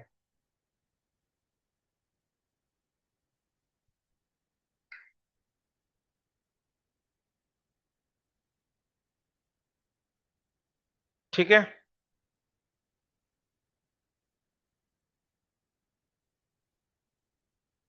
देखते हैं कितने जन इसका करेक्ट आंसर कर पाता है।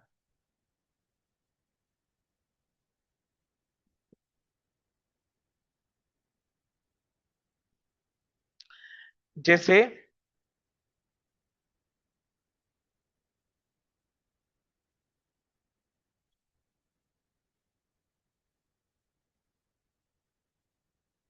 Income and expenditure account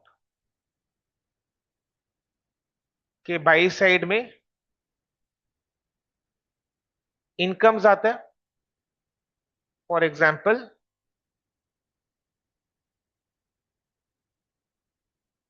subscription,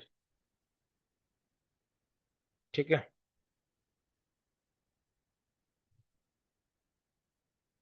clear है? तो अपने क्या जानते हैं?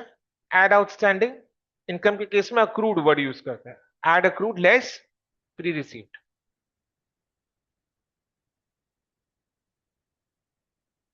ये जो add accrued less pre received का एडजस्टमेंट अपने करते हैं, ये कौन से पॉइंट ऑफ टाइम में करते हैं? कौन से पॉइंट ऑफ द ईयर में करते हैं? ईयर के एंड में करते And हैं। एंड में करते हैं।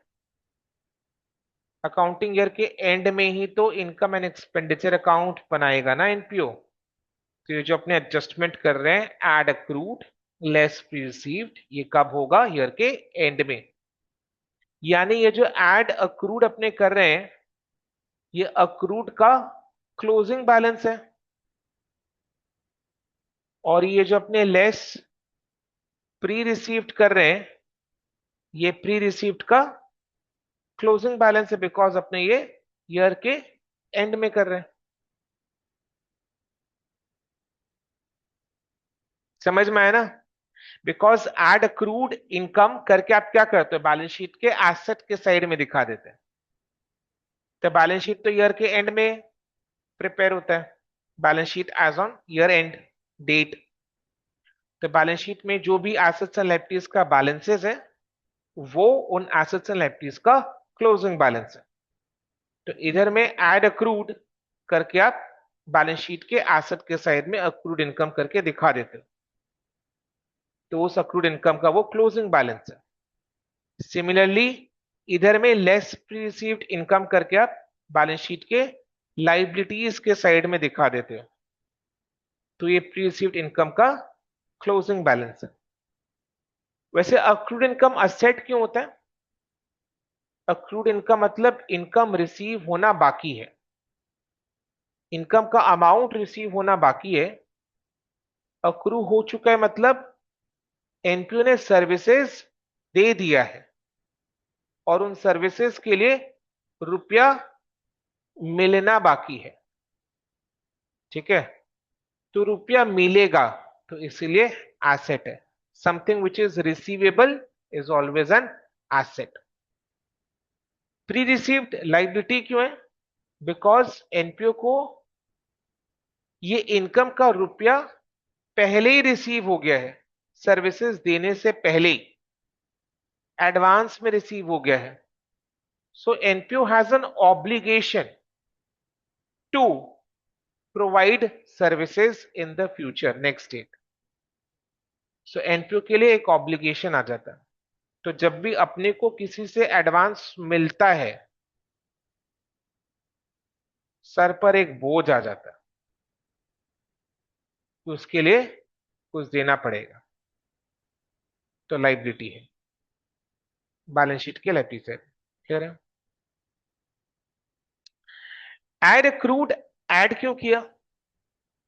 बिकॉज ये करेंट ईयर का इनकम है, दो ये करेंट ईयर में रिसीव नहीं हुआ है, बट है ये करेंट ईयर का income, accrual basis. Pre received income less क्यों किया?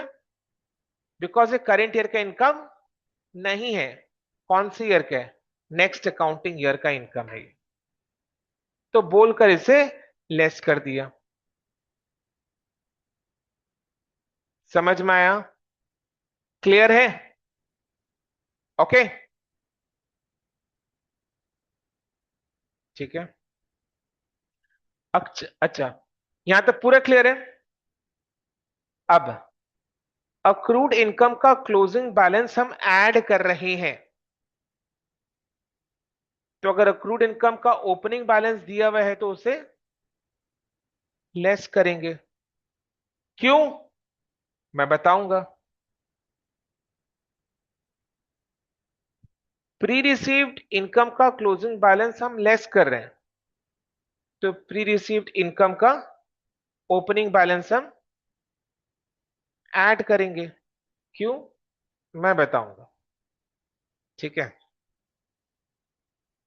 जैसे अक्रूड इनकम का ओपनिंग बैलेंस लेस क्यों किया वो डिस्कस करें। अक्रूड इनकम का ओपनिंग बैलेंस मतलब ये पिछले साल के ईयर एंड का है।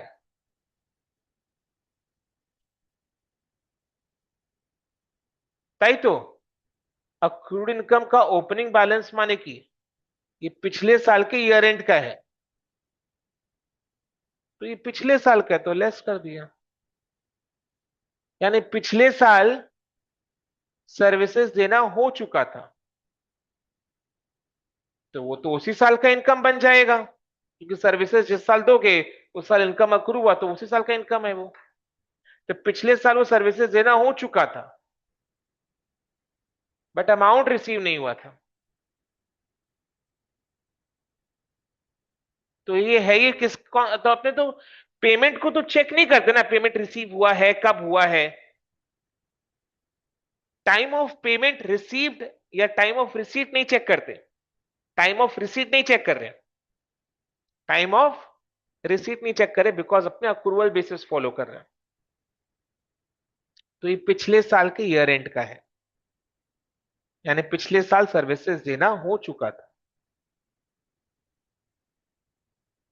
ओके, प्री रिसीव्ड का ओपनिंग बैलेंस ऐड किया है। ओपनिंग बैलेंस मतलब ये पिछले साल के ईयर एंड का है, तो पिछले साल के ईयर एंड में प्री रिसीव्ड मतलब पिछले साल ईयर के एंड में वो एडवांस में मिला था, तो कौन सी ईयर के लिए मिला होगा? अभी करेंट ईयर के लिए मिला, आज के करेंट ईयर के लिए मिला, बिकॉज पिछले साल के ईयर एंड में अगर एडवांस मिला है तो वो इस साल के लिए मिला है, तो इस साल का है तो ऐड कर दिया।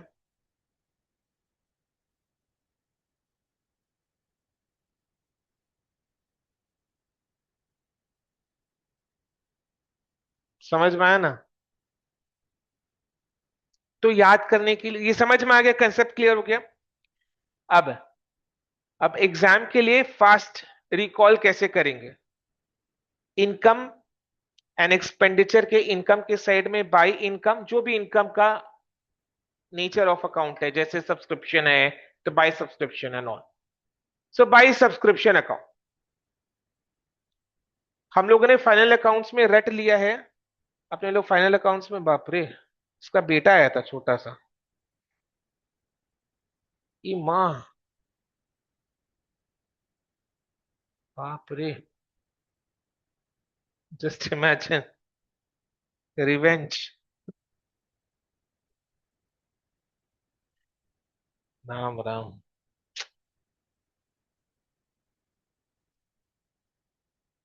चलो, राइट, हाँ तुम्हें, हाँ, अपने फाइनल अकाउंट से बिल्कुल समझ चुके हैं कि add accrued, add outstanding, less prepaid, pre received, ये अपने को क्लियर है।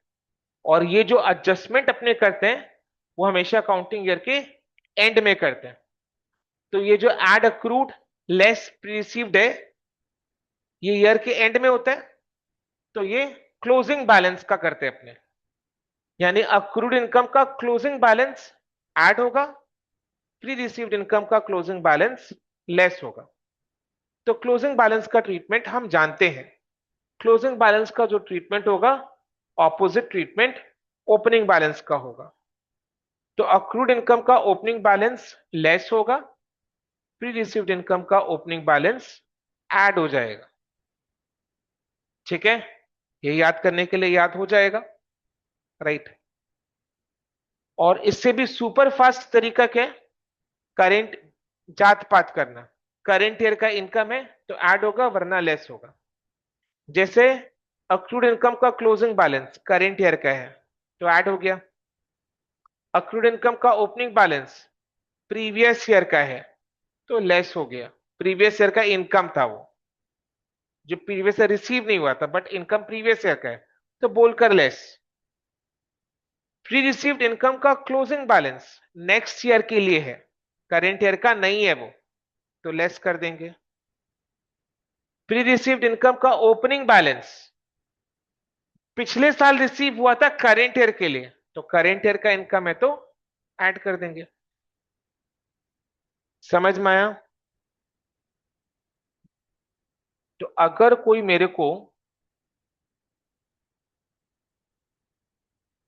इनकम अकाउंट से सब्सक्रिप्शन,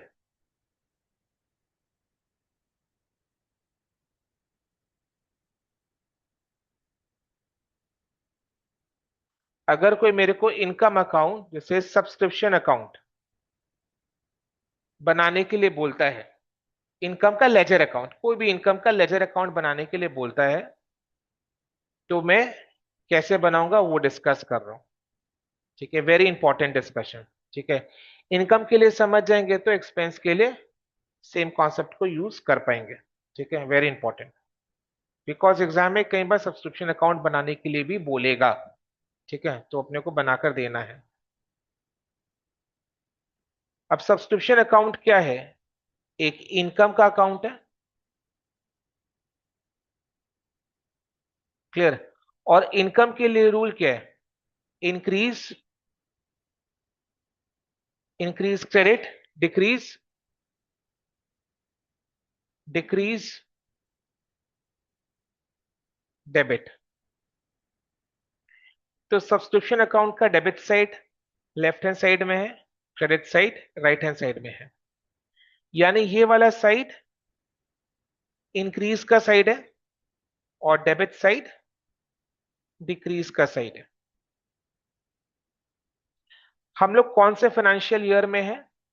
फाइनेंशियल ईयर 25-26 में है। तो हम लोग फाइनेंशियल ईयर 25-26 का सब्सक्रिप्शन अकाउंट बना रहे हैं। ठीक है, तो फंडा एकदम सिंपल है। फाइनेंशियल ईयर 25-26 का सब्सक्रिप्शन अकाउंट इनकम अकाउंट बना रहे हैं, तो जो फाइनेंशियल ईयर 25-26 का सब्सक्रिप्शन है वो सब्सक्रिप्शन अकाउंट के कौन से साइड में आना चाहिए? क्रेडिट साइड में आना चाहिए। और जो फाइनेंशियल ईयर 25-26 का नहीं है, से 24-25 का है, 26-27 का है, तो वो टू साइड में आना चाहिए, as simple as that, very simple to understand. Clear ना? हम लोग फाइनेंशियल ईयर 25-26 के लिए सब्सक्रिप्शन का लेजर अकाउंट प्रिपेयर कर रहे हैं। तो जो सब्सक्रिप्शन फाइनेंशियल ईयर 25-26 का है, चाहे वो रिसीव हुआ है या रिसीव नहीं हुआ है, तो वो सब्सक्रिप्शन अकाउंट के क्रेडिट साइड में आएगा, बिकॉज ऑफ फाइनेंशियल ईयर 25-26 का इनकम है, सब्सक्रिप्शन अकाउंट की क्रेडिट साइड में आएगा। वो करेंट ईयर के इनकम को इंक्रीज किया, क्रेडिट साइड में आया। फाइनेंशियल ईयर 25-26 का नहीं है, कोई और किसी और साल का है, से बोलो 24-25 का है, 26-27 का है, तो वो डेबिट साइड में आएगा। सोचो जरा, क्लियर है? Okay,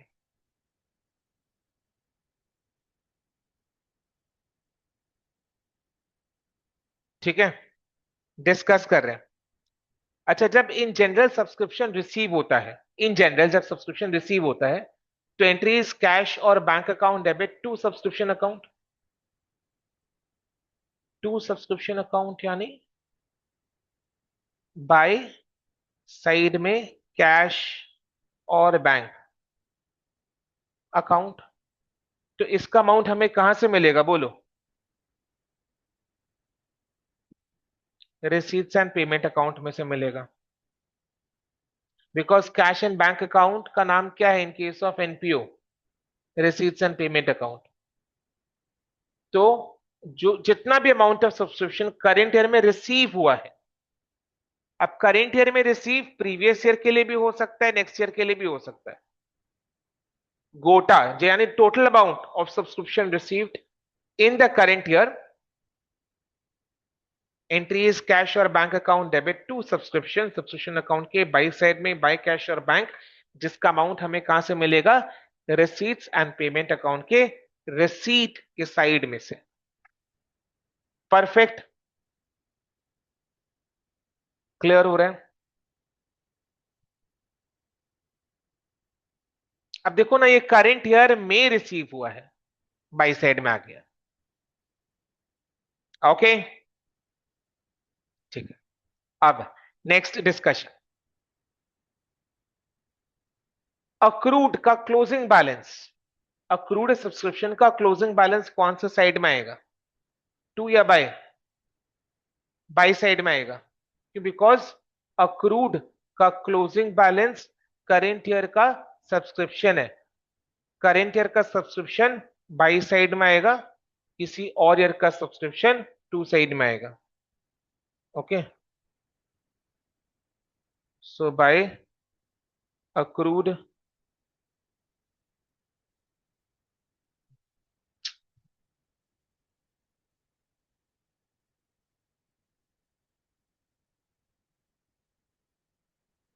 by accrued subscription closing balance. Okay, pre received subscription का क्लोजिंग बैलेंस कौन सी साइड में आएगा? डेबिट साइड में आएगा। प्री रिसीव्ड सब्सक्रिप्शन का क्लोजिंग बैलेंस यानी ये नेक्स्ट ईयर का है, तो नेक्स्ट ईयर का टू साइड में आएगा।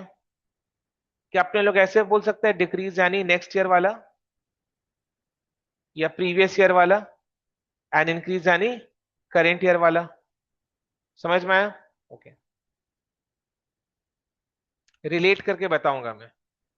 सो टू प्री रिसीव्ड सब्सक्रिप्शन का closing balance debit side. Okay, अब क्लोजिंग बैलेंस समझ गए हैं तो ओपनिंग बैलेंस बिल्कुल आसान है। Subscription receive sorry accrued accrued subscription का ओपनिंग बैलेंस कौन सा साइड आएगा? डेबिट साइड आएगा। टू साइड आएगा, why? Because accrued subscription previous year का इनकम था, करेंट ईयर का नहीं है, तो टू साइड आ जाएगा, टू अक्रूड सब्सक्रिप्शन। देखो ऑपोजिट साइड में आया opening balance, opening balance closing balance दोनों ऑपोजिट साइड में आते हैं हमेशा। प्री रिसीव्ड सब्सक्रिप्शन का ओपनिंग बैलेंस कौन सा साइड आएगा? बाई साइड आएगा। प्री रिसीव्ड का ओपनिंग बैलेंस ये पिछले साल एडवांस में रिसीव हुआ था, कब के लिए? इस साल के लिए। तो बाय प्री रिसीव्ड सब्सक्रिप्शन का ओपनिंग बैलेंस। समझ में आ रहा है? सब्सक्रिप्शन क्लियर है? सब्सक्रिप्शन अकाउंट का नेचर ऑफ बैलेंस क्या है? It's a nominal account. Nature of account क्या है? Nature of account it's a nominal account. हर एक नॉमिनल अकाउंट का फाइनल अकाउंट के चैप्टर में क्या सीखा था? हर एक नॉमिनल अकाउंट का ultimate destiny is profit and loss account. But इस केस में प्रॉफिट एंड लॉस अकाउंट की जगह क्या बना रहे हैं? Income and expenditure account. अब क्योंकि सब्सक्रिप्शन अकाउंट एक नॉमिनल अकाउंट है, इनकम है बोलकर एक नॉमिनल अकाउंट है, तो एनपीओ के केस में नॉमिनल अकाउंट का ultimate destination is income and expenditure account. तो लास्ट में हम लोग क्या करेंगे? सब्सक्रिप्शन अकाउंट को कैसे क्लोज करेंगे? By transfer. By transfer to income and expenditure account. So income and expenditure account में ट्रांसफर कर देंगे। इनकम एंड एक्सपेंडिचर अकाउंट में कहां आएगा ये? अच्छा, इनको बोले इनकम एंड एक्सपेंडिचर अकाउंट के बाई साइड में आएगा। तो इनकम एंड एक्सपेंडिचर अकाउंट के बाई साइड में बाय सब्सक्रिप्शन, तो सब्सक्रिप्शन अकाउंट के टू साइड में to income and expenditure account.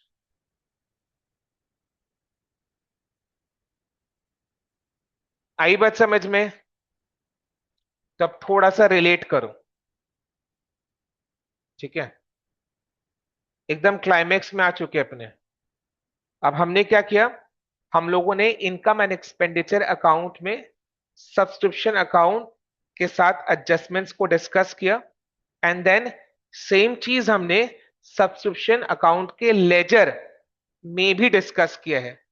तो क्या कनेक्शन है इनकम एंड एक्सपेंडिचर अकाउंट में सब्सक्रिप्शन का ट्रीटमेंट एंड सब्सक्रिप्शन के लेजर अकाउंट में क्या कनेक्शन है वो डिस्कस कर। लेजर अकाउंट में क्या कनेक्शन है देखो,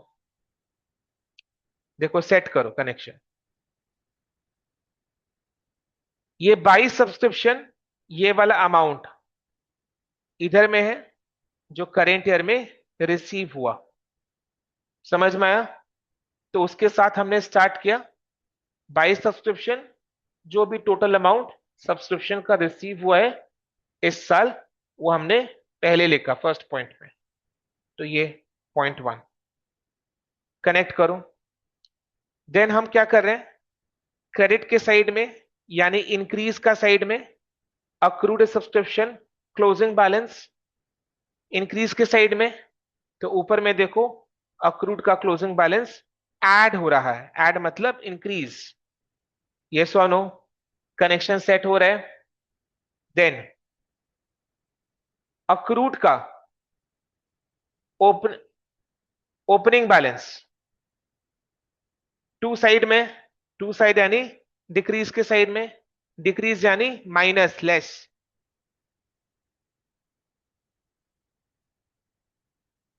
सो देखो ऊपर में ये less accrued opening balance. Then pre received subscription का क्लोजिंग बैलेंस टू साइड में है, डिक्रीज के साइड में यानी लेस। तो ऊपर में देखो ये प्री रिसीव्ड सब्सक्रिप्शन का क्लोजिंग बैलेंस लेस हो रहा है। एंड प्री रिसीव्ड सब्सक्रिप्शन का ओपनिंग बैलेंस बाई साइड में है, इंक्रीज के साइड में है, तो देखो वो ऊपर में ऐड हो रहा है। ठीक है? क्लियर? समझ में आया? तो फाइनल अमाउंट आउटर कॉलम में इनकम एंड एक्सपेंडिचर वाला अमाउंट आया, वो रहा है ये। समझ में आया? राइट? यस और नो? देखो ना आपने किया क्या इसमें? 1 + 2 -3 -4 +5 किया। अब देखो इधर में 1 +2 -3 -4 +5 करके जो आएगा वो इनकम एंड एक्सपेंडिचर अकाउंट वाला ही तो आएगा।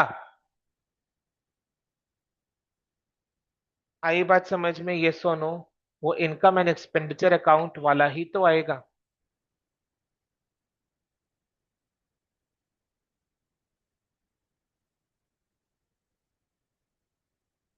क्लियर?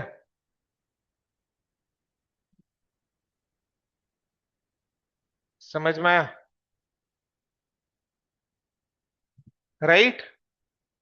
ठीक है, इसको एक बार नोट कर लो, ऐसे ही नोट करो, या जिन लोग ऑनलाइन क्लास अटेंड कर रहे हैं उन लोग एक स्क्रीनशॉट लेकर कॉपी में इसको नोट कर लेना। ऐसे ही आप लोग भी इसका फोटो खींच सकते हैं, फोटो खींचकर कॉपी में नोट कर लेना।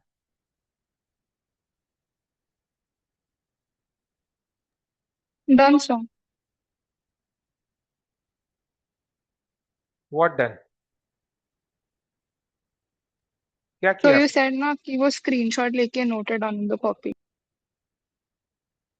तो आपने स्क्रीनशॉट लेकर नोट भी कर लिया? सर नोट मैं कर रही, स्क्रीनशॉट हो गया। अच्छा, नोट आप कर रहे हो, स्क्रीनशॉट हो गया, तो done is pending. Technical error हो गया बानी इसमें। Sorry sir. बानी सोचे कि मैं बोली ही क्यों, very did said done. Okay, ठीक है, okay. So how was today's discussion? जिस लेवल में हम क्लास 11 में किया था एनपीओ, नहीं किया था तो पहली बार कर रहे हैं एनपीओ। कितने लोगों ने क्लास 11 में किया था NPO? You can unmute and talk, और you can message WhatsApp chat box में लिख सकते हैं। ठीक है, तो कैसा लगा डिस्कशन? समझ में आया? इंटरेस्टिंग है, कंसेप्चुअल है। तो कॉन्सेप्ट में हमेशा से मेरा फोकस इसलिए रहे ताकि आगे चलकर अकाउंट्स इजी लगे, डिफिकल्टी ना हो, बिकॉज कॉन्सेप्ट्स हमेशा काम आता है। अपने ये नहीं सोच सकते कि एनपीओ अगर इस टर्म में है तो नेक्स्ट टर्म में नहीं है, तो एग्जाम ओरिएंटेड ही पढ़ लेते हैं। वो चीज करना सही नहीं होगा, बिकॉज तो एनपीओ अगर इस टर्म में है, भले ही नेक्स्ट टर्म में ना हो, बट जो कॉन्सेप्ट हम लोग सीख रहे हैं इन दिस चैप्टर, वो आगे चलकर किसी ना किसी चैप्टर में काम आएगा ही आएगा। और अगर अपने कॉन्सेप्ट सीखे हुए होते हैं तो रियल लाइफ में जब हम लोग एप्लीकेशन कर रहे हैं, we do not make a mistake. ठीक है, तो आज अपने यहीं पर स्टॉप कर रहे हैं। We are keeping it this much for today. Next class अपने डिस्कशन को कंटिन्यू करेंगे। इनकम के लिए जो अभी सीखा है, सेम अपने एक्सपेंसेस के लिए भी समझेंगे। एंड देन हम लोग लेजर अकाउंट एप्लीकेशन करेंगे बाय सॉल्विंग इलस्ट्रेशंस। क्लियर है?